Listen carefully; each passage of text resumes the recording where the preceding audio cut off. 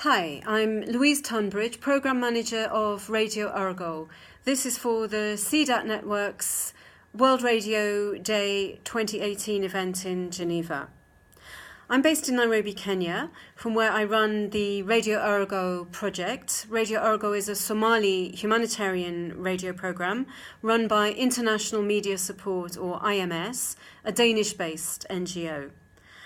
Radio Ergo has been on air across Somalia since 2011, when IMS conducted assessments showing a number of gaps in terms of the information provision and access for Somali populations. First of all, Radio Ergo airs on shortwave, which covers the entire country, including the rural areas. And one of the gaps that exists is that despite the quite large number of local FM radio stations and other media, there's no other Somali-speaking media that has national coverage. So Radio Ergo was stepping in to try to cover a part of that gap, fill a part of that gap. The other aspect of the gap relates to content. Again, in spite of the large number of other media outlets, mainly radio stations, but also TV and other online outlets, there's very little content available on humanitarian issues. In fact, there's very little content available on anything other than the news and politics of the day and the security issues. Of course, these are very important to people and do preoccupy them, but as they have told us through surveys, there's a whole host of other issues and information that they're also interested in and need and don't access anywhere else. Hence, the Radio Ergo daily show covering humanitarian issues. We operate in a very complex context in Somalia, and we have since 2011 when the radio began. In 2011 there was a famine, and also, of course, conflict was going on in parts of the country. Today, pretty much the same, not quite a famine, but huge food needs as a result of the prolonged drought, huge humanitarian needs across large parts of the country, and drought and water shortages continuing to an alarming extent in many areas, outbreaks of measles and cholera too, and ongoing conflict in parts of the country, which make access for NGOs and agencies very, very difficult, although of course shortwave radio can reach those communities. So we're one of the answers, as it were, to some of the challenges facing the humanitarian agencies community. The radio content is largely determined by what's going on in Somalia on any given day. We have an unrivaled network of local correspondents across the country. These are Somali journalists or citizens who we've trained to provide us with the kind of material that we need on the radio, who send interviews and features and reports about what's going on in their town or village, whether there's fresh displacement, whether the livestock are dying of certain diseases, how people are coping with health problems, hearing the views and needs and concerns of local people and airing their voices, amplifying their voices through the radio content that they share with us.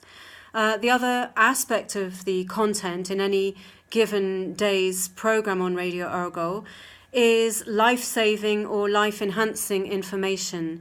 This might be information on where to go to find free cholera treatment services, what to do if your child appears to have symptoms of measles and you're far from medical help, how to recognise the symptoms of certain livestock diseases in your cattle or goats, what kind of seeds to try under drought conditions in certain parts of the country. All sorts of information that we put back, and we prepare these elements of the programme in conjunction with NGOs and UN agencies through the cluster system here. Interactive dialogue, of course, is very important. We don't just want to dump information down on the heads of people. Given that our programme goes out nationally on shortwave and it's not live, it's pre-recorded, it's not possible for people to call in, and that also would be very hard for us to manage and administer from an editorial point of view. So we have a toll-free call-in line for people to leave voice messages or SMS texts. Most of them, in fact, several hundred every week, choose to call in and leave a recorded voice message that we then go back through, listen to, transcribe and categorize.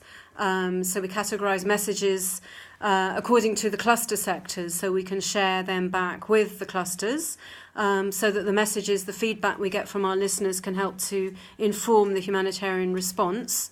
We also use the messages we get from people for further reporting or for airing on the radio as listeners' feedback, comments. Over time, we've put in a lot of effort to increasing the number of women's voices we have on the radio. This applies to the female presenters who are producing and presenting the material.